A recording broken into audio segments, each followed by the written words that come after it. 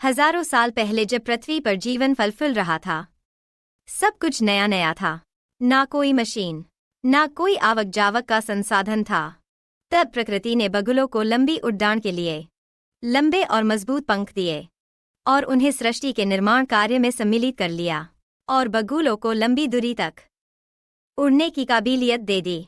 बादल हर रोज नया जीवन निर्माण करते और उसी जीवन को बगुले ने बादलों से लेकर उसे पृथ्वी पर पहुंचाना होता था। बगुले इस काम से बहुत खुश थे, क्योंकि छोटे बच्चों को झोली में उठाकर लाना काफी आसान काम था। इस काम से उन्हें पैसे भी मिलते और इज्जत भी। शुरू में इस काम में मजा आ रहा था। फिर कुछ सालों बाद प्रकृति ने कुछ शरारती जीव बनाना शुरू किया। कुछ दिखने में डरावने होते तो कुछ हरकतों से बगुलों को परेशान कर देते थे।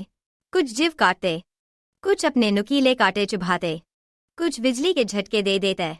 नए जीव नए तरीकों से परेशान करते, लेकिन बगुले फिर भी अपने काम से पीछे नहीं हटे। रोज सुबह जल्दी उठते और लोग जागने से पहले बच्चों को उनके घोंसलों में रख कर आ जाते। अब वह जानते थे कि यह काम इतना आसान नहीं है, मगर फिर भी करते थे। बिना किसी शिकायत अपना काम करना ही उनका लक्ष्य था।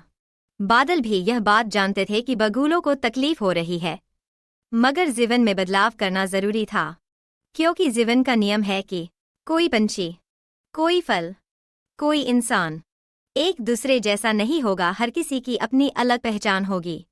और जैसे सदियां गुजर रही थी, उसी तरह जीवन कठोर बनाना भी जरूरी था।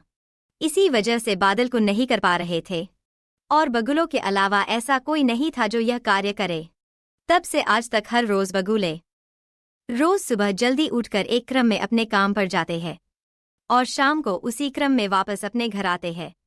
दोस्तों, कहानी पसंद आई हो तो लाइक और शेयर जरूर करें, साथ में सब्सक्राइब।